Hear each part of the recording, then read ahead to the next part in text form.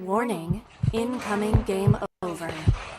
Warning, incoming game over.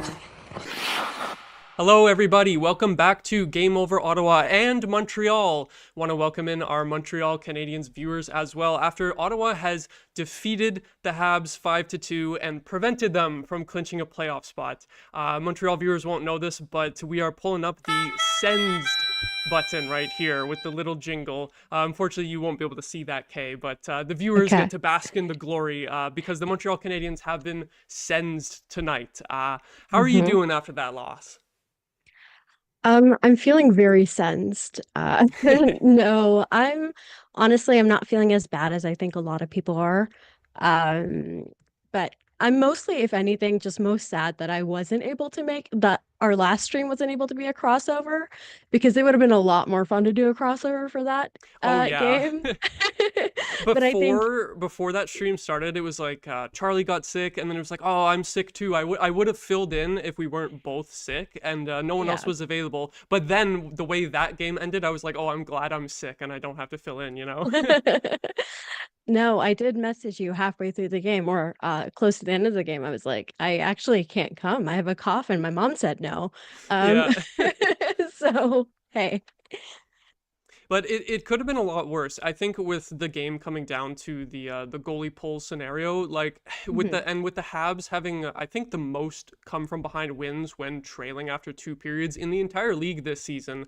I was scared. I was still scared that they were going to at least make it close. I was surprised they didn't make it a one goal game there in that third, but I think the Sens did a great job of shutting things down and continuing to press as well because they've had some wins lately against Florida and Tampa Bay where they were just like absolutely on their heels, and it was entirely the goalies.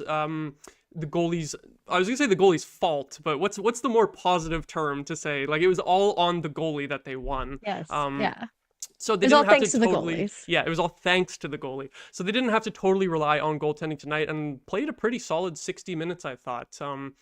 The one thing I guess to start with, I feel like we have to start with how much these teams really just hate each other, and you saw it Oh my right God. from the puck drop in the first period. Especially the first period, I thought was the chippiest. It calmed down a little bit into the second half of the game in the third period, like after that fight that Hodgson and Pizzetta had, but right away, and without Brady Tkachuk or Arbor Xhekaj in the lineup too, which is Yeah. really interesting because usually heading into the games, it's all the fans talking about like, oh, are these guys going to finally fight each other? And then you don't have either of them in the lineup, and it was still super chippy.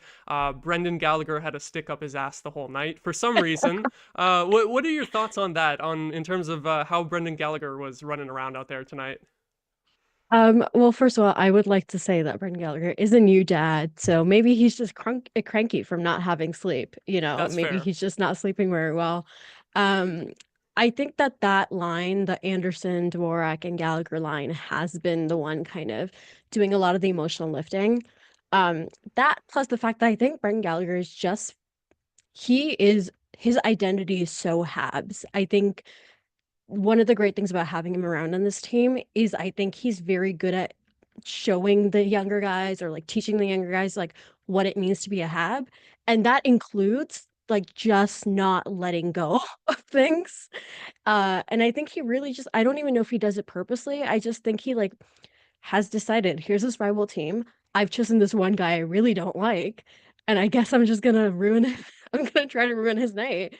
So Yeah, it's funny because obviously there was the whole incident with Gallagher and Stützle previously where he called out Stützle for diving, insane. and just right away Montreal fans, you don't need to argue that like, oh, Stützle's a diver. I'm not going to argue it either. I know that we do admit that he embellishes plays. But I'm just surprised though that Gallagher is still so frustrated by Stützle 2 years later though. It seems like both of these teams are really in each other's heads, eh? Yeah, I don't even think it's just Gallagher and Susla anymore. I just think that I don't know. I can't even quite place where things got so nasty because yeah, there's been some history there between the Sens and the Habs, but it just feels extremely like personal in terms of just how mad they are at each other, which is also funny because the league's getting further away from that. Mm-hmm. I wonder if it has something to do with the fact that like there's so many young players on the Habs, and I feel like I don't know if you've ever hung out with like 20 something guy, 10, 20 something year old guys. They love to like they just love their bravado and like getting in there, like having like that kind of rallying cry. I wonder if that's kind of part of it. In the really miserable years, the last few years, maybe that was something that they got up for. I don't know. I just think that it's fun because a rivalry is good, but it's also really scary because I do feel like it gets like actually gross out there sometimes between these Hmm. teams. It does. I still remember I think it was one of the last preseason games where Xhaka came across with a chicken wing attempt on Stutzla, and I think that was when Brady actually went after him the one time. And Yeah. it's like Yeah. they go that hard against each other in preseason. You know it's gonna be on in the regular season too, and that felt like a playoff game. Even though we're not quite at playoffs yet, I loved the intensity that both teams came out with to start the game. Uh, Yeah. the Sens with the advantage on that though in the first period, it was pretty much a dominant period for the Sens, other than the Right. physicality, which was going both ways. Hmm. I was so happy to see that the Sens got off to such a great start, because we were actually talking yesterday about planning the show a little bit, and you asked me if the Sens were good at holding leads, and it turns Yeah. out that when they score first, things are like pretty much smooth sailing, and when they don't score first, they like rarely come back. And if they're trailing after two periods or anything like that, that's another story. It's an even worse points percentage if that's the case. So the fact that the Sens Right. got an early multi-goal lead was really nice to see. And I guess to start off with that Pinto goal, it was just did you feel like the Habs weren't really ready to play in that first minute there? Just kind of caught by surprise there? Yeah, I think this team has a bad habit at this point of not starting at time on time because they've been able to, it's been happening so often and they've been able to just get back into it. Like you said about the stat about them being, I believe, the team with the most comeback wins or the most third period kind of comebacks. Um, I think it just like got them. I just wonder if they're not ready to go. I know some people, I was seeing a lot of people on like Habs Twitter and Blue Sky talk about how they thought that the team just wasn't ready. Or that they didn't want it. To me, it was almost a Hmm. team who wanted it too much and it got in their heads. Yeah. So they've done this before where when they were really on that amazing win streak, and things were going really, really good, something just happened and it felt a little bit like they choked in a way. Uh and it's just I feel like right now it's less of the choking, which thank God they don't have time to choke. I don't, fingers crossed, they don't have enough time to hopefully choke. Um Hopefully the other teams take care of that. But um I wonder if it's just they were overwhelmed by the moment. It's hard, right? This team is hard, and I don't think it's a coincidence that the guys that really were showing up the most were the Gallagher, Hmm. Dvorak and The Anderson line veterans. who are veterans. And then you had like Pizzetta, who's like a just throw his body at everything guy. Even outside of the fight, he's just willing to do whatever it takes. And then I think Evans and Armia, who are also both, in that bottom six role. So I think they were able to simplify it. I thought the top line was left a lot to be desired today, which is not something they're known for. So I'm taking Hmm. it more as a blip, but I do think it was a rough game overall. Yeah, it could be kind of nerves factoring in with, like you mentioned, a lot of young players on this team. A lot of them haven't quite been in this position yet before, other than the veterans you mentioned. And, Suzuki and Caulfield did get to have a playoff run with the Habs previously. A lot of Hmm. younger guys who haven't been in this position before of like, oh, we're so close. You just need to get over the final hurdle to clinch the playoffs. And Hmm. it kind of happened last game against Detroit, too, where they came out really slow and were eventually able to pull back with the win in that one. But it was a slow start there too. They were lucky that it was only 1-0 for Detroit in that first period. So maybe a bit of a pattern emerging for the Habs, but I think it's what, three games left now. I think as long as they win one, they should be pretty safe, right? Yeah, I think the kind of the magic number at this point is two. I believe they need 2 points. Um, so it looks like it's not, listen, I'm not gonna count any chickens yet. I can't help but get excited. Of course, I'm thinking about it. Of course, I am, but I don't want to. I want to stick with the here and now. I think, after the last win, which I don't know if you know this, but the Habs, this was the first time they won 6 in a row, since like 2017 or Oh something wow. insane like that. Pretty much Yeah, and everything good for the Sens this season too is also the first time since 2017. right? It's insane. And for us, it's like we had like a guy like Caden Gooley in the post game, last game, being like, we haven't won anything yet. And I'm just like, I hope you guys, I want, I hope you guys are aware of it, but not too aware of it. Like it's just such a, it's hard. It's hard. This is a hard sport. And I don't think I'm nearly as mad as other fans are, as I said earlier today, but I'm frustrated for them. They could have really done something here today and they didn't, and that sucks. And I think there was the pride factor too of if the Sens had lost today, it would have been 0 for 4 on the season against the Habs. So I think that part of Yeah. that contributes to the hot start and the fire that they came out with at the start of this game. You don't want to be swept by another divisional rival this season because we somehow went 0 and 4 against Buffalo, if you can believe that. Same. So if it happened against Montreal too, that would have been pretty embarrassing, especially with all those fans in the building too. Like it happens a I would have lot. gotten It happens mad. a lot with the Leafs and Habs games, but I feel like that one was on another level for the Habs games specifically. Like I feel like usually it's more closer to 50-50 in the CTC when it's Sens versus Habs, but that was like entirely Habs fans, just Habs fans chanting for their players all night. The fact that there was Monty chants That in was our arena, insane. that That was was crazy. disgusting to me. That felt gross that was happening. Like when the Leafs are in town, you expect to just hear "Go Leafs Go" the whole game, but I was a Yeah. little disappointed in Sens fans tonight. It was probably a lot of season ticket holders just selling off their tickets to get a higher price back for the Habs fans, with those tickets being more expensive. So I hope that in the playoffs we don't have quite as much of a lopsided turnout. Now that it looks like we're going to be potentially facing Toronto,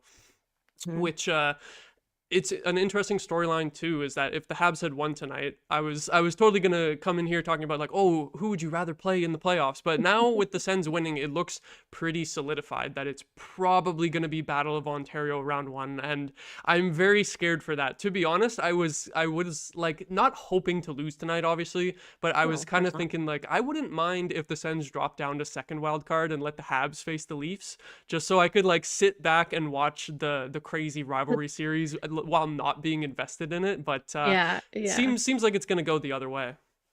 I really didn't want the Leafs. I wanted like, I'm not gonna lie, I wanted the wild card one spot mostly just to piss Sens fans off. That's fair, yeah. Like just to be like, oh, you guys finally got into the playoffs and we were able to make it so much faster and we took your spot. Like that's just like there's a little something to that, but I don't think I wanted to play the Leafs. Um, for no other reason than it just gets way too bad online. And Yeah. I know, like, I'm not looking forward to what you guys are gonna see, to be honest, because it gets gross, right? Like, I think when there's such big fan bases, it can get intense. I remember the last Habs and Leafs series, that one, we all know which one. That it got like it was gross at some point. Like, I don't even have another word for it because people just, I think something about something about Habs and Leafs makes people genuinely like bad people sometimes, you know? Here's a question for you. In that 2021 series, I was decidedly on the Habs side in wanting to see them beat the Leafs, even though I don't like either team. But it was like, okay, I have to side with the Habs over the Leafs. Here's a question for you: who do you side with in the Battle of Ontario matchup? Sinkhole under the arena. Just yeah, neither. Somehow the season gets canceled and neither team wins. Yeah, I think it'd be hilarious. You know what? I'm not cheering for either team in terms of outcomes, and this feels like a weird distinction, but it truly is a distinction to me. I'm not cheering for a team, but an outcome of, I think of it like this. The Sens making it past the first round would be a first in a while. You know what I mean? Like it would be cool for that for you guys, and I can't have that. And the Leafs have already like killed their first round demon, right? They've already slain that demon. Hmm. So there's nothing quite as satisfying to me personally about keeping that bit going because the bit is dead.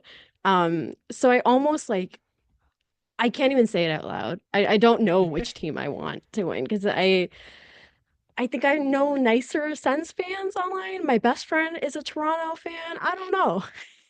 That's fair. I feel like when it comes to Toronto versus Montreal, I'm like fully siding with Montreal just because the media in this country is so Toronto heavy, especially the English media. Like obviously in Mhm. Quebec you get RDS and the other French coverage, so all Habs all the time over there, but when you're not Mhm. in Quebec, it's just all Leafs all the time, like regardless. So it's like it's That's a kind of great like that's a great point. Actually, that changed my mind right now, right in front of you. That changed my mind. Yeah. Okay. I've Yeah. convinced you. Yes, I've won you over to our side. I figure Wow. we might as well get into our first ad read real quick since we are a Yes, ways into the absolutely. show now. If you're looking for ways to help an upstart media company employing over 30 young journalists and analysts across Canada, and if you have a few spare bucks kicking around, you can head over to our Patreon page at patreon.com/, the Game Over Network. There you'll find multiple tiers featuring different rewards and goodies for helping us grow. There's extra access, exclusive looks behind the scenes, Discord benefits, merch discounts, opportunities to give us feedback, and you can also join us for special shows live where you can interact with hosts as we launch more ways to improve your experience. And with the playoffs coming up, we don't have anything planned yet, but if you do want to see anything like those kind of watch parties that we did for the Four Nations final, let us know because we're always looking for your feedback and whatever perks you'd like to see on the Patreon. If you're not able to spare a few dollars, we do have a free tier available so you don't miss out. If you really want to help us, make sure to click like and subscribe on YouTube, rate us 5 stars on your favorite podcast app, and share our work on your social media of choice. That's patreon.com/, the Game Over Network for tantalizing goodies. And yeah, I figure we might as well throw it into period 2 there. And we talked about how this game started off with the physicality, and it was pretty feisty in that first period. The Sens getting the better of the first period, but we got to still talk about the rest of the game. The Habs picked it up quite a bit in the second period. I would say that's when it really started feeling like, oh, they might be able to make a comeback in this game.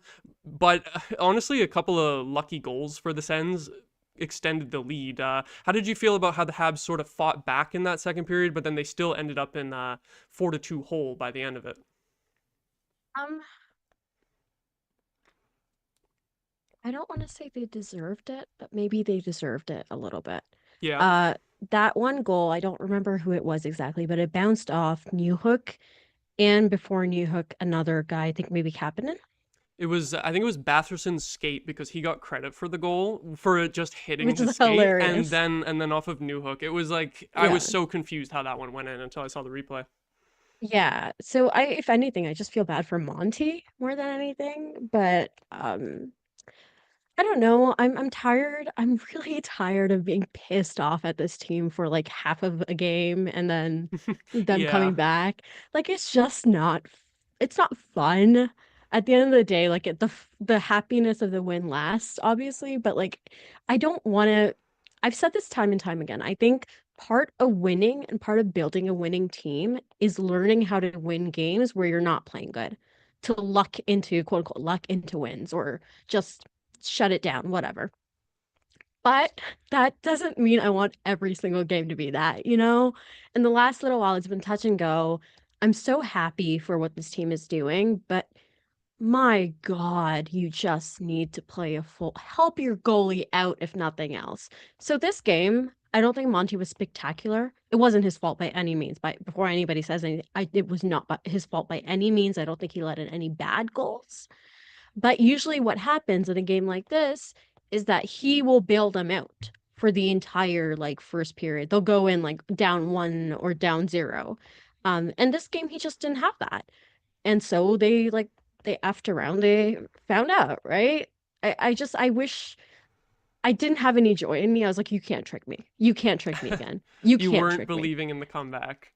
Yeah. It's Yeah. it's funny how that works because whenever a team is down by a couple of goals, that team's fans are gonna be like, "Oh, it's so over. We're not coming back in the game." And then the other team, me in this case, the fans, with the lead, they're like, "Oh no, the other team's coming back. They're making it close now." But that's just kind of how score effects work Yeah. when you've got a multi-goal lead. The other team is going to have to show some pushback, and if they don't, that's how you end up with blowout The losses from Buffalo time to Sabres. time. Yeah, exactly. The Buffalo Sabres, until they hit the month of April and the end of March, and then they go on a tear and ruin their draft position for some reason. Sens fans know a lot about Man, their that. That's their fans deserve better. yeah, that's the Sens formula of the last few years is chill in the bottom five for the whole season and then ruin your draft position in the last couple months. So I definitely Mhm. have empathy for the Sabres fans with that.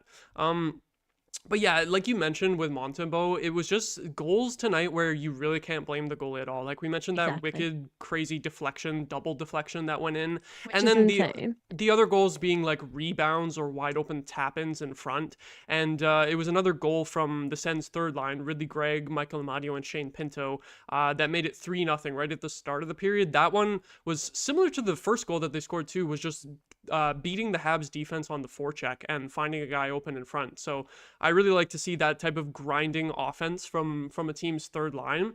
And it just seemed, yeah, like the Habs defense just wasn't helping out the goalie on plays like that. Yeah. Oh wait, really quickly. I'm seeing I have so many people I recognize in the chat. So hello everybody. Just check that out real quick for a second. So hello. Also bye Claire.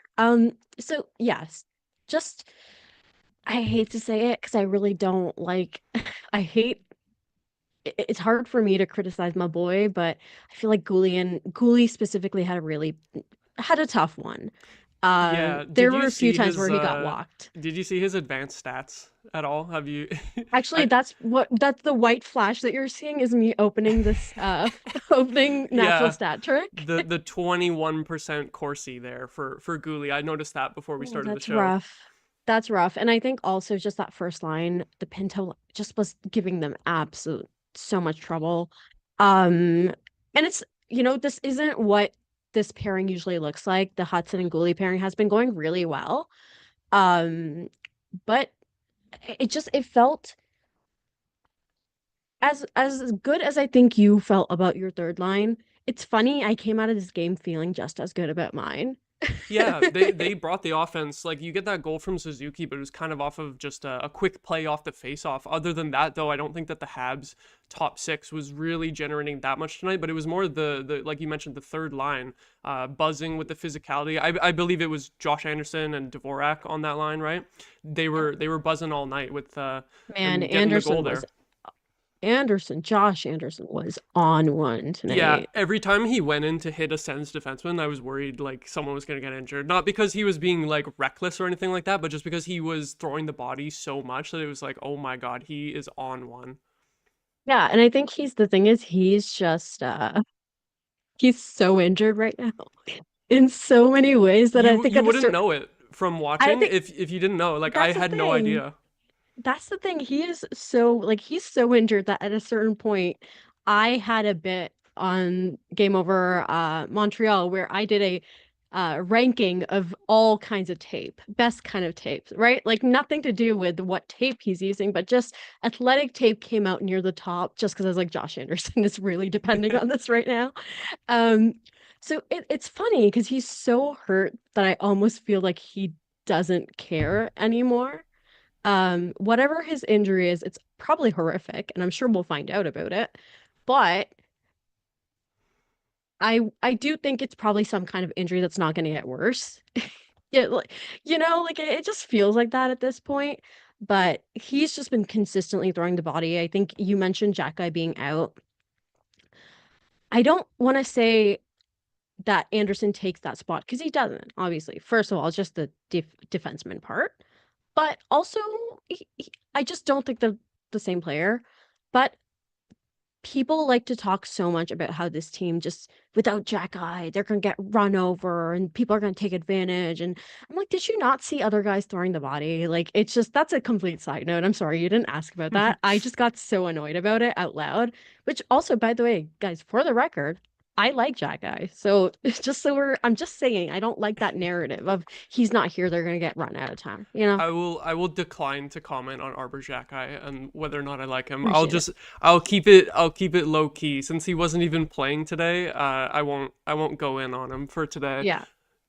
to prevent angering the Montreal viewers as well. But yeah, in terms of it was just the third lines for both teams, and even for the Sens too. Like Cousins gets that goal for the second line, but really like Stützle wasn't doing much with all the physicality. I think he was a bit distracted by that, and he was trying to throw hits himself, which is funny because like he does throw hits. It's not like he was only doing it today because the game was feisty, but like he doesn't have like that imposing physical presence to like really give it back other than just like hitting the Really? small players on the Habs, right? Oh So my God, I never would have thought that. yeah, it's true. It's true. We can't deny it. It was kind of a weird game though, where both of the top sixes for both teams were just not as noticeable on the score sheet or really in the flow of the game. Because as I'm still looking at the natural stat trick for the Habs here, it's like Goulet with the really bad Corsi, and then Slavkovsky, Numbers aren't Caulfield, real. and Suzuki were all down there with poor Corsi percentages as well. So all of the top players just didn't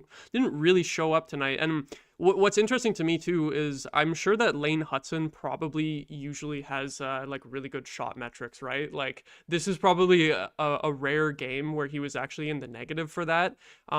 Despite the Sens out shooting the Habs 8-3 in Lane Hudson's ice time, they outscored the Sens 2-1 in his ice time, which is really impressive. So You even win though some, they you weren't lose able some. to generate that much, they still come up with the goals when Lane Hudson is on the ice, which is very funny. Just felt like the Sens did a pretty good job of like preventing him from really creating a lot tonight, but then they still score twice when he's out there. I don't know if he got an assist on either of the goals, but it's funny how that works. No, I don't think he did. I think his next point will be a milestone point.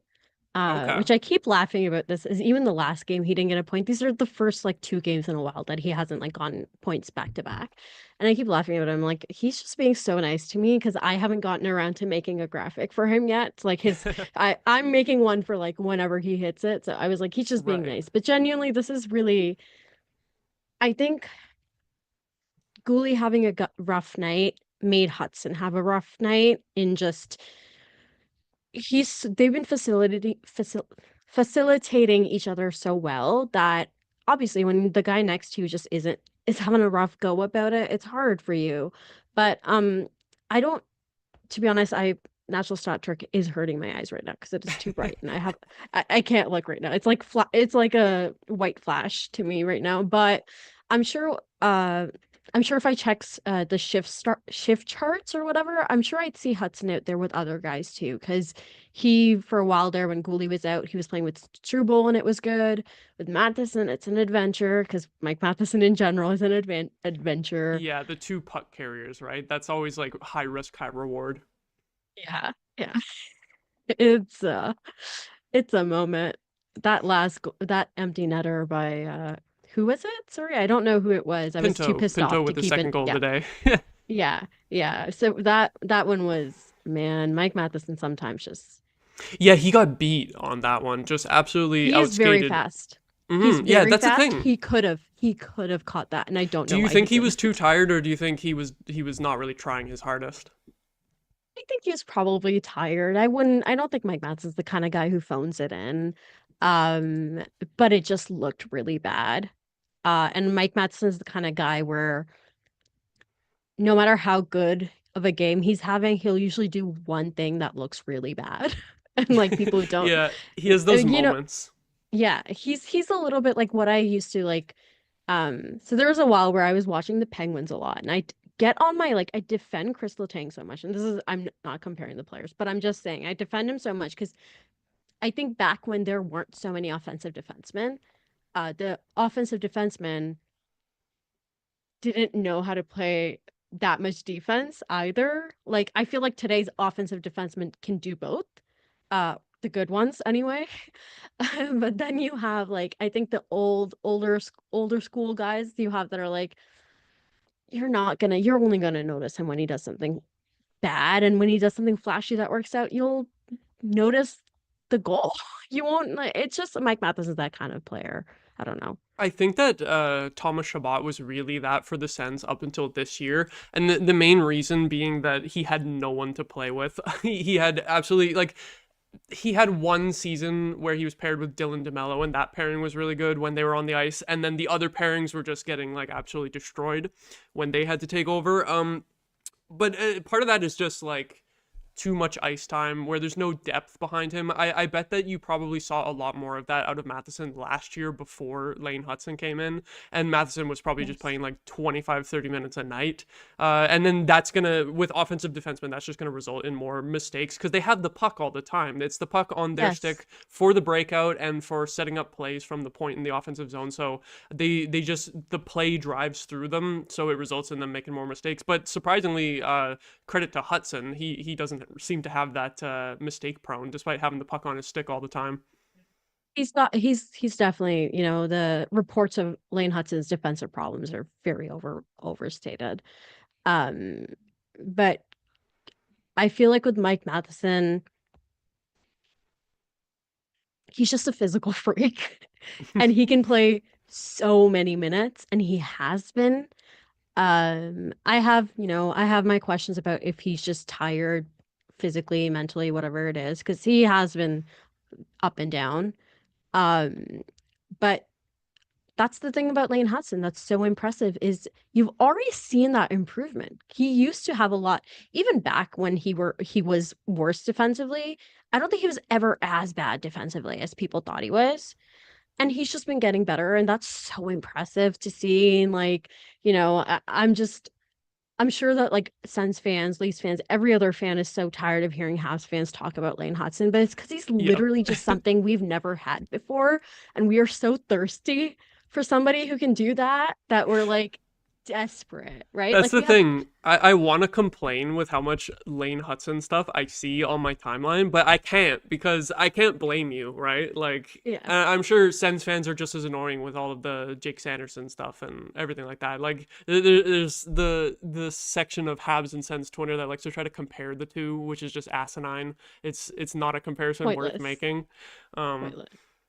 I and you think know it's what? people who like to argue for the sake of arguing, frankly. I just Exactly. think that's what it is at this point. You know, when you mentioned Matheson and Hudson playing together and that just ending up being like a complete adventure, it gave me flashbacks to last season for the Sens because I felt like trying to fit Jacob Chikrin into this team's decor was just exactly that. It was like you had Shabbat, Chikrin, and Sanderson, and it's like, okay, someone has to play the right side because you're not going to play one of them on the third pairing. And then whatever combination they tried, it was just adventure after adventure the whole time. So I can relate to what you're saying when those two guys end up on the ice together.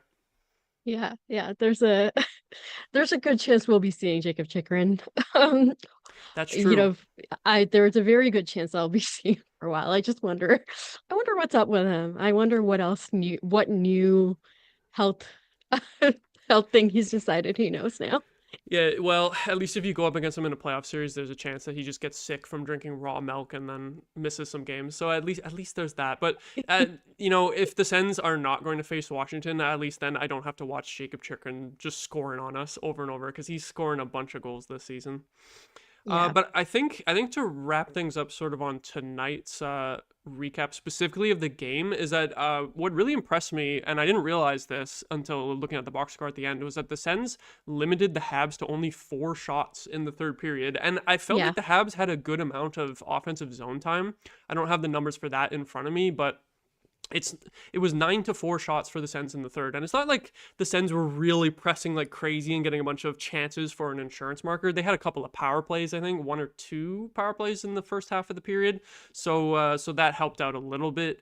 But funny enough, despite the Habs only having 4 shots on net, Natural Stat Trick credits them with 4 high danger chances in the third period. So Which is hilarious. I feel like that's why I was so scared that they were going to make it close, is not because they were like pressing like crazy and getting so many shots, but when they did get a chance, it was quite a good chance. And there was a few like scramble plays in front of the net too, where Hmm. it felt like they could have been a couple more shots on goal, but it ended up just being like one or zero. So I felt like it wasn't the worst Has do pushback from the that. Habs, but you got to Yeah. think that only 4 shots in the third period when down by two, you expect more than that. That that that pissed me off. I'm not gonna lie to you. Um, it I think I was less again. I'm trying so hard to put this all in perspective. Like, this is something I actually had to learn how to do when I first story time, but when I first started doing Game Over, I had to learn how to do this where like I had to like speed run processing my emotions after a game because I was Oh like, yeah. if I freak out and I'm like really, really mad right after, there's footage of me freaking out, being really, really mad that I later might not believe. I might not believe the shit I'm saying as I'm talking, right?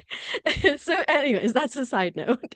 Um, that was just that was upsetting, I'd say, and I'm sure you saw what happened in the first period of the Detroit game, where it was like Detroit got the most shots that they have in a period in like their entire season, I want to say, and the Habs were just doing nothing. The Habs like to do that where they'll overthink, they'll overpass. I think the high danger, and I'm completely like going off memory, so I could be wrong, but I think a lot of the high danger chances were like Evans, Gallagher, like those guys just throwing their bodies and throwing their bodies at the net and just doing what they needed to. There was that one chance by the first line, and other than that, they didn't do very much, which is right. That just is. Um, I don't really know how to feel because I don't. It's hard for me to get too mad considering like what this last little run has been like. But I think if I take this game in isolation, that third period is disappointing. Natural Stat Trick has like the Corsi for it, like 76% or something like that, 72%. But like you still just shot the puck 4 times, right? And I don't know. I honestly haven't been keeping up with what Allmark's numbers have been like, but all I know is even if you shorten Alexander Georgiev, even if you just shoot twice, you're not going to score 3 times. Yeah, like Omar has been really good lately, but the funny thing is that the Habs have totally had his number all year. I think he Yeah, that's what I started was looking at too. Yeah, I think he started all 3 games against the He Habs did. before this one, and it was a minimum of 4 goals against in all of them.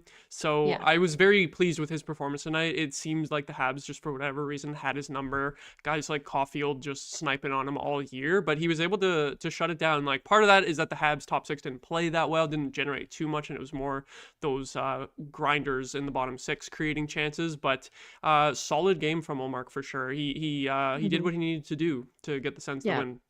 There were several times where I looked at him and I went, ugh. And that's how you know he did a great job, where I was Yeah, like, that's how you want your goalie to make the opposing yeah, I was fans like, oh, feel. Mark, you are, ah, you know, which is how you want them to feel. I think Monty does that to a lot of fans a lot of times. So, hey, fair is fair, I guess. It's really, I'd be really a lot more, even just in this, like, even just taking away the last like stretch of games and just looking at Sens versus Habs.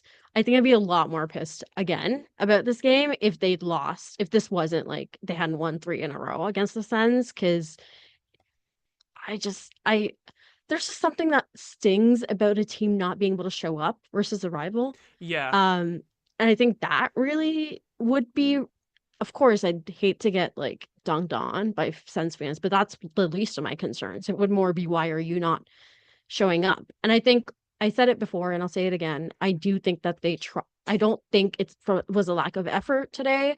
I think they just froze. Mm-hmm.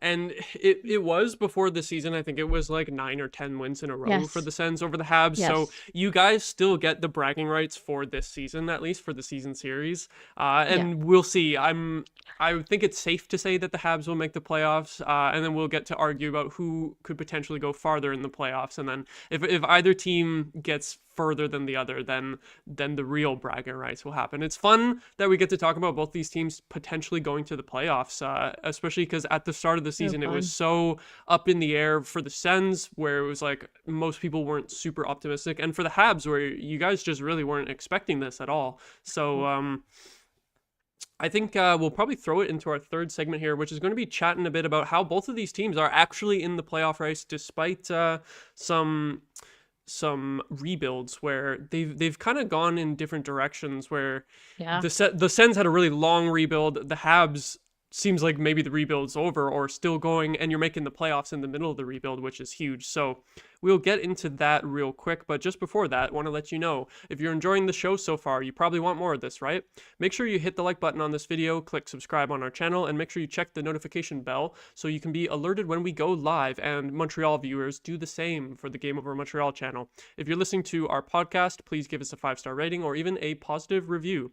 If you really like us, make sure to follow us on your favorite social media platforms. You can find the Game Over Network on Blue Sky at thegameovernetwork.com, on TikTok and Twitter at GameOverNHL, on Instagram, Threads, and LinkedIn at Game Over Network. And if you want to follow the Game Over Ottawa hosts specifically, our social medias are in the description of every episode, and the same for the Montreal hosts over on the Montreal channel. You can also find us at thegameovernetwork.com, where you can sign up for our upcoming newsletter. You keep hitting yourself with the flashbang there. I do, because I keep looking at the numbers and I really want to know. But You I gotta have also like I was just bright lighting in the rest of the room so that the screen doesn't affect it so much. my second monitor I think is just way too bright is the only thing. But hey, you live and you learn, and I Yeah. won't learn. So, I guess to start this segment off, I'll just say it's insane that the Habs have made it to the playoffs Yes. this year, and I'm sure you're all feeling that way. It's like you believe in the team, but also you're surprised that it came out this way, because, and it kind of started a few months ago. I think it was like back in January before the Four Yes. Nations break, where they had a really good winning streak, like on the road, beating some really good teams. I remember they went through like Vegas and I think they beat the Florida teams as well around that time. And around then I was like, oh, what is going on with the Habs? Like, this is just a hot streak, right? It'll surely slow down, but it hasn't. Like, they've had some ups and downs, but mostly very good winning record, like in the second half of Yeah. the season, that's got them into the playoffs. And like, I've seen Habs fans chirping and being like, oh, our rebuild was so much faster than your rebuild and we've caught up to you already. And there is an element of that that's a little bit like scary from the Sens perspective, that it's like, we've been rebuilding so long, we finally make the playoffs, and then the Habs, who were claiming to go into a rebuild just like 3 seasons ago, they were already right there with us, which can be a little bit frustrating. But I think it's interesting to we're going to kind of dive into how both of these teams ended up this way. I feel like a little bit of it is that the Sens just lagged so hard on their rebuild that they really should have been better like before this season, but also a really impressive turnaround for Montreal in the last couple of seasons, in terms of, like, obviously you see it in the standings this season, but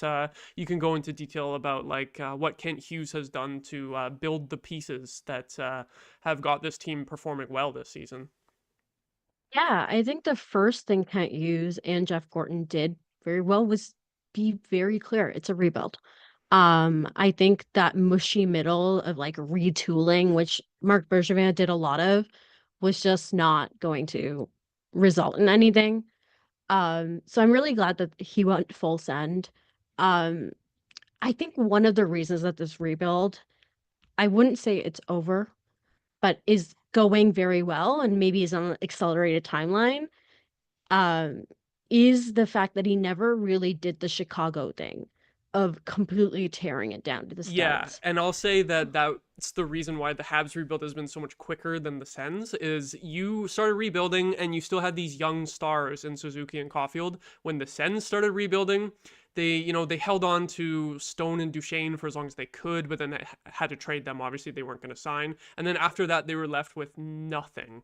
And it took a little while for Brady Tkachuk to develop into a star player, and a guy like Drake Batherson took a couple of years to really break out. So Mhm. the Habs really had the upper hand in terms of having a couple of young star players still on the team at the start of the rebuild. That was it's so funny because I hate to give Marc Bergevin any credit for anything ever, because he's ruined my life by never getting Carey Price's Stanley Cup. We'll never forgive you. You were going to They were hell for that, close. sir. They got close at least. Close hurts. Close Yeah, hurts. yeah. We know Um, that in Ottawa with 2007. yes, close does hurt.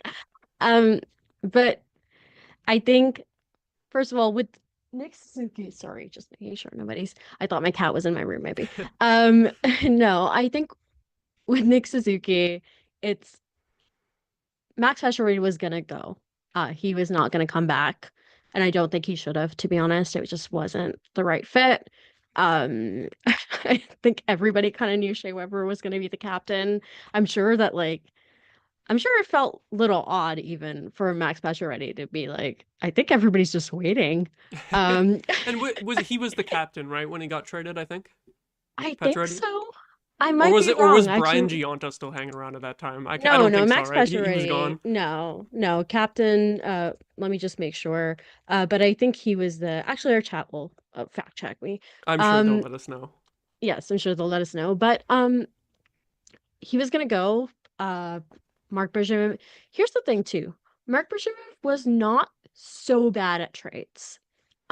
He didn't very often get his like ass handed to him for trades. It was just the signing players thing that like really got him. Um, but anyways, he didn't want Nick Suzuki. He wanted Cody Glass and he got Nick Suzuki instead. So thank God for that. Um, a player like Cole Caulfield was just he dropped to the Habs. I don't know who it was that convinced Mark Bicep Club Bergevin to draft a small player, but whoever it was, good on them. Um, Other than that, like we have guys like honestly, a big part of our defense right now is a guy like Caden Goulet, who was also a Mark Bergevin pick. He was picked too early for the player he was, right? Like it's just we got I think that is like bygones be bygones because that is just not within control anymore. But I'm sorry, I'm rambling so much. I just realized I'm No rambling worries, so no much. worries. But I think my point being, it was a mix of two things where Mark Bergevin did not leave the cupboards very empty. He was a hoarder. He hoarded picks, he hoarded prospects.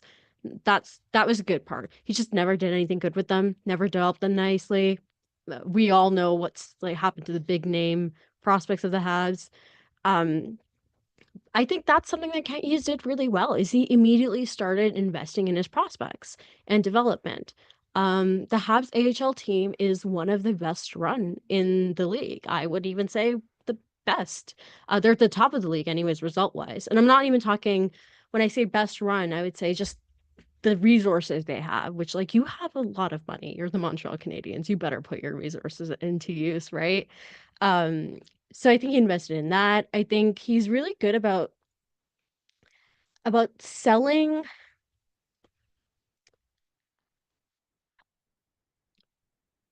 I think he sold the right amount. Again, is what I think is the Yeah, biggest thing it that wasn't too Kent Hughes did. much. And you Yeah, still had a good core to build around, right? yeah, and he stuck to his guns, which I think was good. I just think it's like I want to say, and I told you this, I wanted to say it was draft luck because like Demidov is a hell of a pick at number 5, and Hudson in like the second round is a hell of a pick. But then, our first overall year was Slavkovsky, who I love, but is not Connor Bedard, right? Like that was the next year, Connor Bedard. I just think the stars aligned for the Habs, and that's such a like. I think that's something people hate to admit, because there is an element of luck in a rebuild, right? Like ask Detroit about their picks. Now, once you have that luck, you have to do something with it. I'm not the guys are playing to me we that's not something I even want to get into because the Red Wings fans can get a lot. But I think we would be aligned on how we feel about that, though. yeah, let's just put it that way. I'm gonna stop rambling. I feel like I was like for so long. Well, I I'm just think gonna there's take a sip of some water.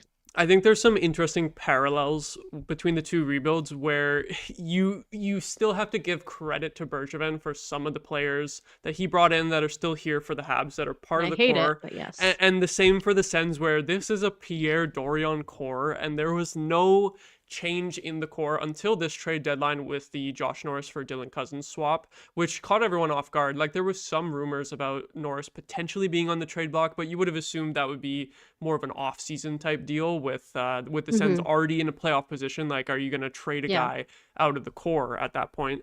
Pretty bold move that worked out well, and that's the Especially thing. interpersonally, actually. I want to ask Yeah, you that a little bit later about because kind of how because that went. Brady Kachuk was crying basically in the press conference Yeah, after he was traded after losing his best friend off of the team. So yeah, which honestly, sucks. I'm surprised at how he's handled that pretty well and continued to lead this team really strongly. But yeah, it's just in terms of how the Habs rebuild has caught up to the Sens, I think so much of it is just, like I said, double-edged sword with Dorion, because he did put together most of this core, but he couldn't surround it with the right pieces. You look at Steve Staios this year, bringing in guy like Cousins, who's worked out pretty well. More specifically, Olmark, Perron, Amadio, and Nick Jensen have all been the role players that this team needed, and that was the type of player, specifically like Jensen, Amadio, and Perron were the type of player that Pierre Dorion could not acquire. He did sign Claude Giroux, but that was more of just like a Claude wants to come close to home, you know? Mhm. So, David Perron is my enemy, by the way. hey, He just annoys me. I didn't even like him before he played for the Sens, and then through half of the Isn't that how season, it goes? in his first like 20 games, he had like 2 points, and he was struggling with injuries. And I was like, why did we sign this guy? But then he's proved his worth lately, and actually shown to be a pretty good addition. Funny enough, but yeah, it's funny how you dislike a guy when he's on another team. He shows up to your team, and it's like, oh, water under the bridge now. I never said anything bad about you ever in my life before. Yeah, exactly. I definitely said some shit last season after he got suspended 6 games last season for cross-checking Zub in the head. So that was a big part of that. And then and then you bring him into the locker room with Artem Zub and the team that had that whole kerfuffle with him and that he got suspended for, which is kind of funny. So bold move by Staios again to bring in And it a paid guy off. that he really thought would fit this team. And Pierre Dorian was just never able to acquire those pieces to complement the core players that he Mhm. had on his team. And the other thing that really set the Sens back, that I think allowed the Habs to catch up as well, is Pierre Dorian constantly trading away draft picks and getting basically nothing out of them in the end. You had the DeBrincat trade that ended up being the 7th overall pick to Chicago. And then you end up trading DeBrincat for Kubalik and a second round pick, some crap like that. So wasted a 7th overall pick basically there, and then you trade your first for Jacob Chikrin as well for the next season. I think that ended up being 12th overall. Luckily, not quite as high, but again, the prospect cupboards become pretty bare pretty quickly when you're constantly trading first round picks. And then in 2021 as well, before that, they drafted Tyler Boucher 10th overall, which we all know how that's going, is not looking good. So I think the fact that the Habs have just loaded up on picks and continue to strengthen the prospect pool, that's what scares me the most about them, is that the Sens really don't have much coming up in the pipelines right now. They need to restock their prospect cupboards, which is difficult to do when you're trying to make the playoffs and compete. They really just have Carter Yakimchuk and then a bunch of like mid-round draft pick prospects who may or may not turn out. Whereas the Habs, the prospect cupboards are still fully stocked while you're going to make the playoffs. Like I can't name all your prospects, but you still got Demidov, Reinbacher, and Jacob Fowler, who are all pretty highly touted that can Yeah. complement this core. And then obviously, I'm sure there's a whole bunch of other guys that I don't know about who, because the Habs just loaded up on a lot of draft picks in the first few rounds over the last few years, right? So I think that's what scares me the most, is that with both of these teams being near each other in the standings, probably going to be the two wildcard teams. I feel like the Habs are a little better set up for the future in terms of those prospects coming up, whereas the Sens, they tried to improve earlier. Like they thought that they were going to be a playoff team 3 years ago. They start trading all their picks and it didn't work out. Luckily, we're here now. We still made it to the playoffs eventually, but I think just those missteps by the previous GM, whereas the Habs were able to do it a little bit better, I think. So that's actually a great when you say that about kind of what the Suns prospect covers look like, it that's reminds me a little bit of like what happens to like good teams. Like that Yeah, tends to but then we're happen, not. right? Yeah, Exactly. So you like exactly. you jumped the gun a little bit too early. I think that's a great point. I think that's another thing that I think we're gonna start trading away those picks. I imagine there's gonna be my big prediction for this summer is there's a big name prospect going the other way, in Oh some yeah. sort of trade because we need a 2C. We need a 2C Yeah, I think real bad. Kirby, Doc, and Newhook are there, but they're not quite on that second line level, right? Yeah, And I and think Doc's Alex always Newhook. injured. Hmm. Yeah, unfortunately, Doc just didn't take the step that you needed him to. And the injury stuff is, I feel so bad for him because when he's at his best, he's real good, but it's clearly taking a toll on him, just physically, and also just he's not playing the way he at his best kind of does. And I think that was a sentence I just said.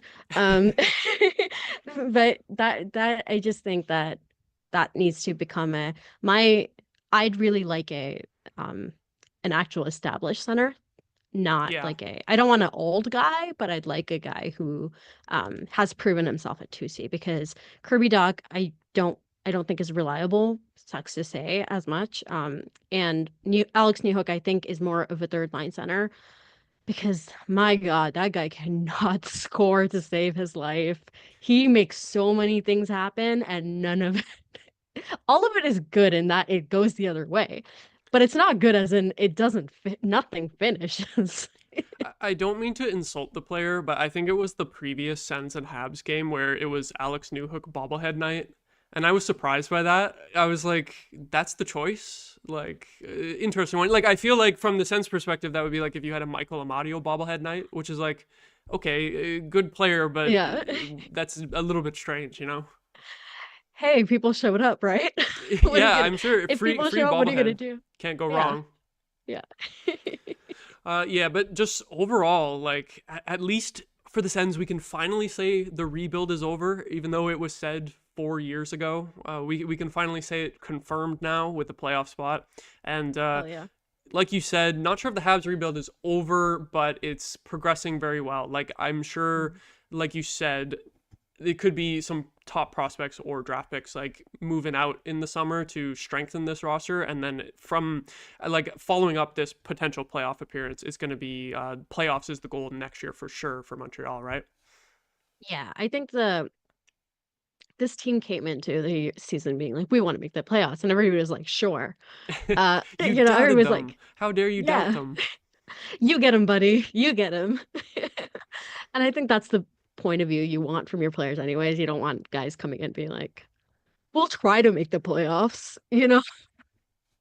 Yeah, Um, it's like I guess we'll try, but like, who do we really have a but I'm chance? Like, okay. I'm getting a paycheck. It's fine either way, mm, right?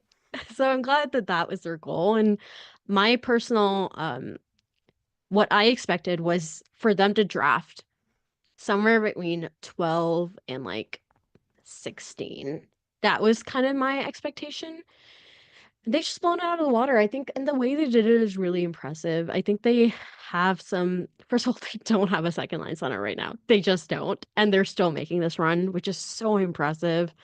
Uh, they for a long time in that winning streak didn't have one of their more dependable defensive defensemen. With that freak injury happening to Caden Gooley, like that's. I was convinced it was over, and I think a lot of people yeah, were convinced I it's thought they were over. gonna be screwed when I saw that injury. I was like, Yeah, there's no way. I was like, the Habs hot streak is going to end with this big injury, but no, they've stuck it out. And kind of same with the Sens in terms of Brady Tkachuk missing so many games down the yeah, stretch with injury too. I was really shocked that you guys were able to keep it going. Yeah, the last I think it's been like the last 5 or so games without Kachuk now, and they've won 4 of them. Which is Mhm. impressive because when he missed a couple of games after the Four Nations break, maybe part of this was just the team being rusty after not playing for 2 weeks. But those first 2 games back after the Four Nations break without Brady Kachuk were just like ugly. And actually, the first one was against the Habs to bring up another That was previous Sens and hilarious. Habs game, but that was just like easy blowout win for Montreal. The Sens did not show up at all in that game. So especially today, I was impressed at how much fire they had coming out just with a complete light under their asses. Was that what you say? I don't know. Yeah, I think Just fire without under. Brady Kachuk, someone to like Yeah, lead the charge. You know, they didn't wasn't he? have him, and they still pulled it off. Which is wasn't he? And I might be remembering wrong, but wasn't he a? Didn't he have an Iron Man streak going for a little bit there? I think so. It was 'Cause I remember it was four like, 4 seasons ago. He missed 2 games at the start of the season because he hadn't signed his new contract yet. It was a bit yeah, of a contract holdout, but since then, I think he played every game. yeah, because I remember like I think that's one of the really impressive things about Nick Suzuki. Just kind of reflect on captains, is the fact that he is like, availability is a skill. as the hockey guys like to say, but it is. And having your 1C be on an Iron Man streak, maybe sometimes shouldn't have been playing at sometimes. At some points, maybe he could have used a rest when he clearly wasn't 100%. But hey, it was a moment of pride for him. And I think in the kind of that stage that the Habs were in when there wasn't a lot to be proud about, I get it. I don't blame him for the times that he may have played not 100% or not even like 75%. Um, but I think that's like a really like with both these teams, I would say that their captains are the heartbeat of this team. And I know Lane Hudson is such a big part of this team's success, but to me, and I saw someone ask a question earlier about like who would be your MVP choice for your team. To me, it's still Nick Suzuki. I think even with Lane Hudson and everything he's been doing, Nick Suzuki, without Nick Suzuki, I don't think any of that happens. So Mm-hmm. He's just proven to be Montreal's like by far best player in the past like 20 years, right? Because it had been a long time since any Habs player had like a point per game season, like 82 points or above, yes. right? Like, so Yes. just you Which can't again, Marc deny. Bergevin, you are going to hell. Yeah, all those years of defensive hockey, like even when, well, not even necessarily like good defensive hockey, but you just Wasn't had Carey even good Price. You just defensive. It had was Carey Price in that, and that's all that it was. Yeah. yeah, exactly. But yeah, you bring up a good point about the captains. I almost don't want to see Brady Tkachuk again until the playoffs. Now that we're clinched, it's just like just take all the time you need and then come out like a bat out of hell in game one of the playoffs. You know. So I'm and gonna the clip Habs, that and edit that. By the way, I'm gonna clip and edit that. I don't want to see Brady Kachuk. yeah, I'm gonna get clip chimped. Um, but yeah, the Habs will be almost at the point where they can maybe start resting players soon too after clinching, of course, because you still got to get the job done. I think it's against the Leafs tomorrow, right? Yes, yes, it is a back to back. And I believe I don't have the exact numbers in front of me, but I believe they do well on back to backs. So I would like to see them do well on a back to back, and Ivan Demidov should be watching that game Mm-hmm. live. So I'm glad that it wasn't his first NHL game today because I would have bet money that he would score his first NHL goal. The Sens give up so many first NHL goals, and I remember as well that Cole Caulfield scored his first NHL goal coming in against the Sens after yeah, he came in from college at the end of that season in the bubble. So it's I'm hilarious. glad we didn't have to deal with Demidov tonight. It happens to us too. It's like all those milestones that will happen to the Habs. And it's like, wow, you guys are part of hockey history. That's what you wanted, wasn't it? You guys Yeah. are such a big part of history, right? So it's like it feels like getting it rubbed in our face. Hey, well, you couldn't clinch against the Sens today, but potentially clinching against the Leafs could be even sweeter. So It would. hopefully, since it's pretty much a given at this point that the Habs are going to get in, I'll say hopefully you clinch tomorrow because I have like a hater heart down to my core. I've been like rooting against the Habs and rooting for the other teams to potentially pass them, but it's just so far of a gap at this point that those other teams, it would have to be, it's so statistically unlikely for one of those three teams that's still not eliminated yet to win all of their games and have the Habs lose all of their games. So it would be really funny and I would enjoy it, but I don't think it's gonna happen. So I think No, y'all have a good I reason to be hope not. optimistic. Yeah. I think we've had like shockingly good luck recently. Shockingly good things have been happening. I like to joke that the ghosts of the forum have finally found their way to the Bell Center. There's been some great bounces. Uh, I would, unless something goes terribly wrong, I think I'm expecting to play a little bit more hockey. I'm expecting to judge some playoff bag jackets. I am Mhm. expecting I'm expecting to hear the Bell Center. I'm just really excited. I'm really excited for what the future of this team, and I think both of these teams are going to be competing for a long time to come.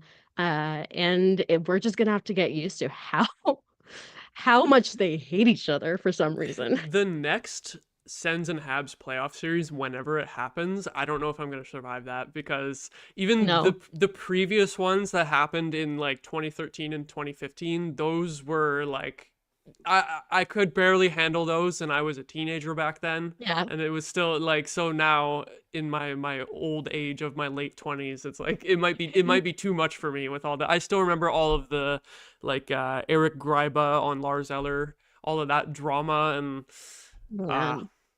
And then you guys stopped the Hamburglar run in its tracks. We had the which great is hot yeah. streak to make the playoffs, and then you just went up 3-0 on us. I don't know. I don't know if I could handle losing a playoff series to the Habs in this if it happens anytime in the next few Yeah. years. I feel the same way about losing to the Sun.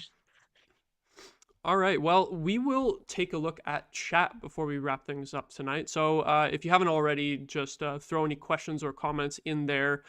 We will be taking a look in a second. But first, we got our final little ad read of the night, which unfortunately gonna have to cover up Kay's face with our merch slideshow. But look at this, the Game Over merch. If you want to support something you love, why not rep it on yourself? Game Over's apparel line has dropped with 3 unique lines. And reminder, of course, that I have the Ottawa ones on screen, but we have these variants for all teams. So there's Montreal versions of all of the merch that you see on screen as well, available on our website. Whether you feel the nostalgic pull of our retro skater design, if you want to make a statement with our established design, if you want to wear your love for goalies proudly with the live and die by the goalie design, that's a very Habs relevant one, I would say. Or if you just need another coffee and a toque to get through the winter, which somehow is not over yet. We had snow in the last couple of days in Ottawa. I don't know about all of Terrible. you in Yep, Montreal. it is. Yeah. I mean, So I'm we near have you Toronto, covered. but yes. Yes. Yeah, it's everywhere. Designed by Brady Chalice from Game Over Winnipeg. Use the QR code on stream now and take a look through our apparel store and help us rebuild local sports media in Canada while repping your community. So yeah, as we mentioned earlier, the Patreon is the best way to support us with a monthly fee or even just a free Patreon subscription to get those perks as well. But also the merch is a great way to support us as well if you are enjoying what we provide here on the Game Over Network. Now, yeah, we'll throw it into the final segment for tonight, the overtime period. Gonna take a look into the chat. Have you noticed any comments that you want to shout out so far?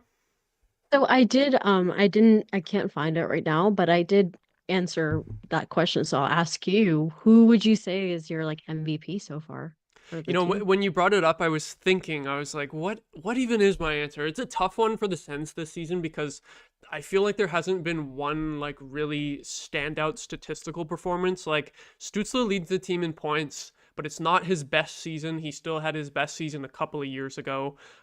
He's obviously still like top 3 player on the team, but in terms of like who's the most important, and then I kind of think towards like, okay, these guys like Stützle, Kachuk, they've already been so good for the team, even when the team is bad. Then I kind of think, well, should the MVP be someone who has really stepped up and made the difference in the team, like being so good this season? And then I would lean towards Linus Olmark for that, which I think makes sense. But he's only played like 40 something games. They had to have Levi Marilainen playing really well for a while, and Anton Forsberg had to pick up a lot of the slack too due to Olmark getting injured all the time. So I feel like that's a tough one too. I feel like it's tough to pick one guy, but I'll go with Jake Sanderson just because Mhm. in the second half of the season he has really picked up his game. Basically, as soon as he didn't have to play with Travis Hamonic anymore, then he just took off like a rocket. Like at the beginning of the season, the first 2 months where he was paired with Hamonic due to Zub being injured, we were like, what's wrong with Sanderson? And there was articles being written about like Sanderson needs to find his game again. And then as soon Just as turn Artem her head a Zub, little bit. You'll see yeah, what's wrong with exactly. Sanderson. As soon as Zub came back, then Sanderson's game just went crazy. And I think in terms of, I don't have it up in front of me, but in terms of the point scoring on the team, like you have Stützle at the top, Batherson, Kachuk, and then Sanderson is pretty close. Like I think he's either like 4th or 3rd on the team in points as a defenseman, which we haven't had in a long time. Like Thomas Chabot had a 50-point season like 6 years ago now. Mhm. So just that impact from the blue line and the growth in his game to have that offense, because we were really expecting him to be more of a defensive D compared to Chabot, but he stole that power play 1 unit Mhm. spot from Chabot, took over in that, and has still remained a really good defensive player. Just all facets of the game he's fantastic at. So I'll go with Jake Sanderson for my answer for that one. Yeah, I do, for the record, I do think it's close between Hudson and Suzuki. But I think ultimately it is the to sound like a hockey guy, but I think it's the leadership that takes it. I think the change starts with Nick Suzuki. after the slump. The state, he's the one who went to the GM and was like, "Hey, can you not trade my friends?" And Kent Hughes was like, "Show me something worth not trading." Right? And that's what he stepped up and did. So I do think it all kind of starts at Nick Suzuki. I'm sure that, and this is just my like love letter to Nick Suzuki. Please excuse me for a second, because this is every Go for it. single Go game. for it. Yeah, it's just, I think it's so cool what he's been able to do at his age in this position. Um, I think when Demidov is a regular on this team, I don't think he'll be the best player on this team. I think there was a little while where he was the best player on this team, just like skills wise, and like play wise. But I do think ultimately I do see him being the leader of this team, not just in the way that he has the C, but like leading on the ice too. Um, I don't think this run happens without Nick Suzuki, both on ice, but like of course on ice, but also off ice. I just I just think that like I'm very happy that Nick Suzuki is my captain. I think he's a very he's a very different captain than Brady Tkachuk, I think. But ultimately, I think they're both kind of lay it on the line for their teams, and I think that's the thing you want out of your captain the most. Hmm. And I'm glad that my guy is Nick Suzuki. Would you say that Suzuki is more of like the quiet leader, leading by example type, compared to Brady Tkachuk, who's like very rah rah, let's get the guys riled I up, you would know? say that. Yeah. I would say that. I think so. You have to keep in mind that he really just seems like a more quiet guy, but also you have to keep in mind he was mentored under Shea Weber, who that's the only NHL captain he's ever known.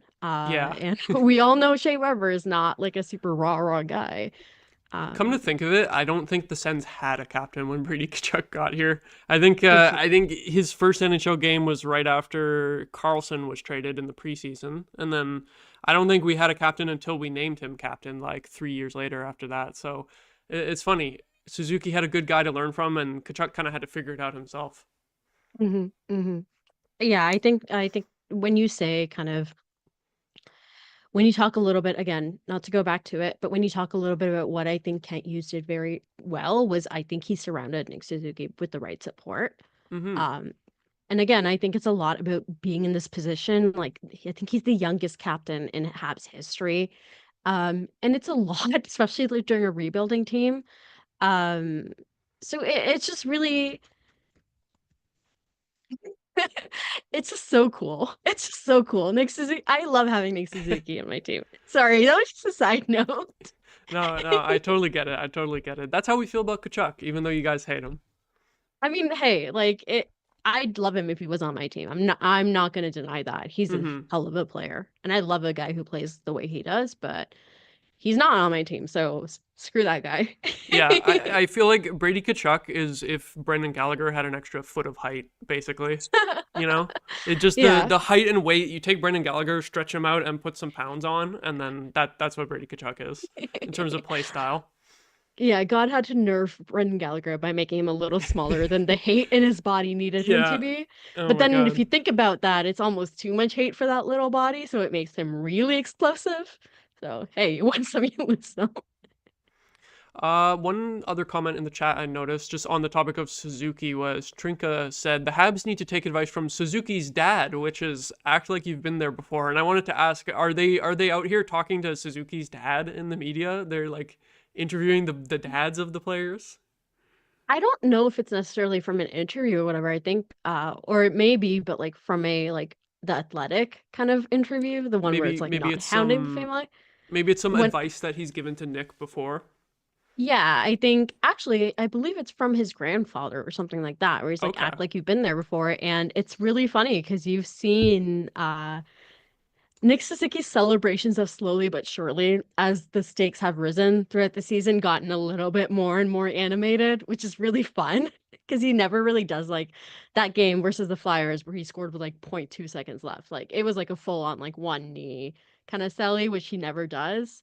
But I think Trinkle ultimately is right that you do need to this team needs to act like they've been here before and not as Marty would say, pee their pants or throw up all over Is themselves. that's also a direct quote from Marty? Well, a direct quote is the throw up all over themselves, Okay. and he did compare them to puppies at one point, puppies who pee and can't, who make a That's mess.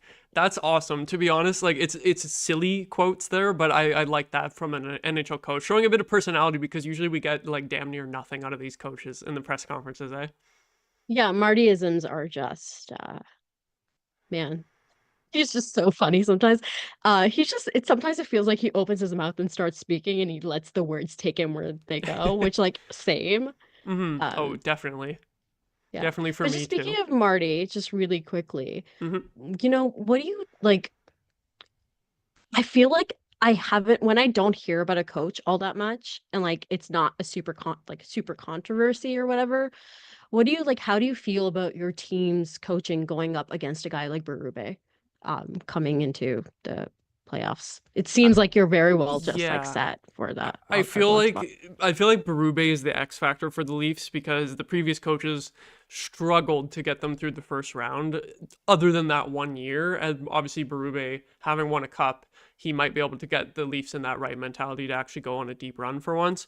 I feel like just on paper, it's tough with Travis Green because he really, before joining the Sens, he only had one good season in his career with a winning record with the Vancouver Canucks, which, funny Mhm. enough, I believe they did win a playoff round with him. They got into the bubble and they beat the defending champion Blues, which is funny because you know what, Hilarious. that was Craig Berube. That was Craig Berube on the That's other end of the bench hilarious. with the Blues.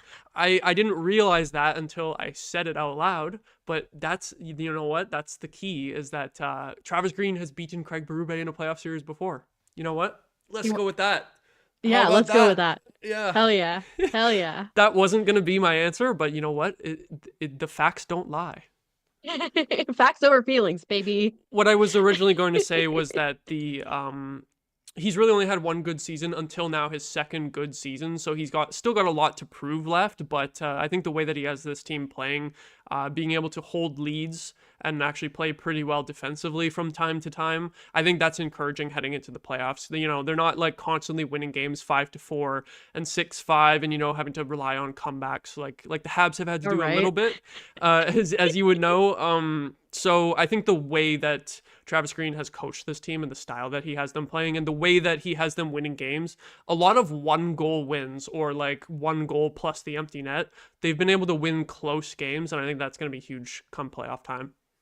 I agree. I think that's massive. I think another like that's that's what I'm also interested in seeing in the playoffs is how does Marty look against a coach who's done a hell of a great job this season.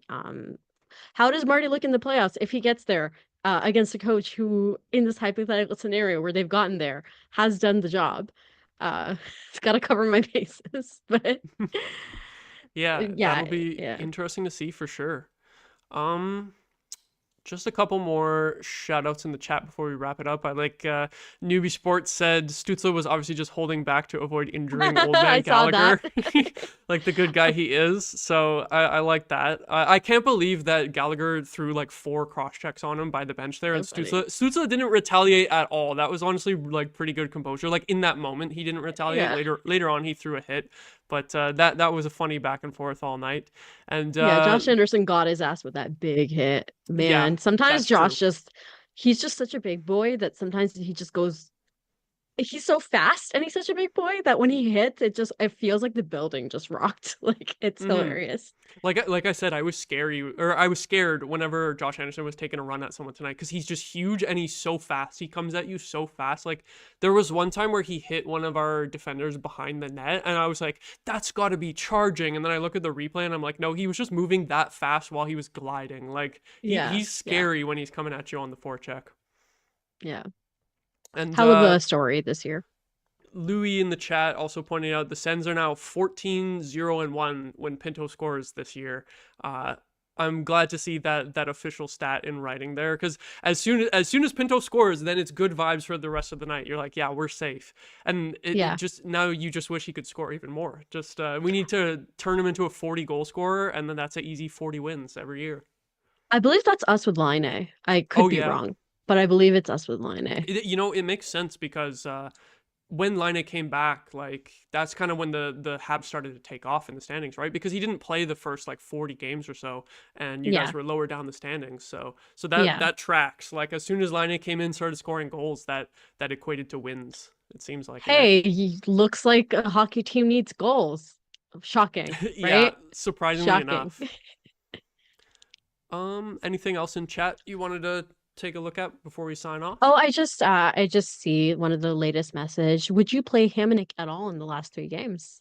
Oh yeah. So to be honest, I thought he would have played tonight, specifically because the physicality that we saw in this game. They opted to call up a guy from the AHL instead, who ended up getting in a fight. I kind of thought that Hamonic would end up in there too, just because he throws a lot of hits, and also because my camera is dead now, so that's good timing. I got a nice freeze frame of me blinking there, but regardless, what I was saying, I think Travis Hamonic should end up back in the lineup for the last 3 games, just because Nick Jensen has been in and out of the lineup recently, and he's often been like skipping practice and stuff to treat his injury, a little gently. Yeah, So someone said that in the chat as yeah, well. so I'm all for just resting guys at this point, especially since we won tonight. It's unlikely that the Habs would get ahead of the Sens at this point. Wildcard 1 is looking fairly safe, so I think like I would have no problem with Hamonic playing in the last 3 games just to rest some guys, like whether it's Zub or Jensen, whoever needs it. Pretty much like you don't want to see Hamonic in the playoffs at all. And if the games still mattered down the stretch here, we weren't clinched yet. It's like, no, let's not see him again. I think it's been 7 or 8 games since he last played, and that resulted in us clinching. So Hey, hell yeah. he'll play just to rest people. I'll say that, and I'll have no problem with it. Fair enough, fair enough. But yeah, now that my camera is dead and no one on stream can see me, I figure we might as well wrap it up there, eh? Yes, yes. So, the next Montreal broadcast, it's a road game tomorrow, right? So you guys will be on Yes. the Toronto channel. Are you going to be on for that show or someone else? I will be Awesome. on. And if I recall correctly, it'll be me and Zach. Awesome. So yeah, Yeah. everyone who tuned in here, if you want to see after the Habs and Leafs games, which should be a really fun one, either the Habs will clinch or they won't clinch yet, which could be getting a little There will be a scary. breakdown. Yeah, so That will cause a breakdown, I'll tell you. for sure. So be sure to tune into that after tomorrow night's game. And I think Ottawa's next game is Sunday. I have no clue who they're playing. I think it's the Flyers, actually. I think Damien will be on stream for that for Game Over Ottawa. So look forward to that as we close out the regular season here. Thank you so much, everyone, for watching or listening. Have a great night. Night.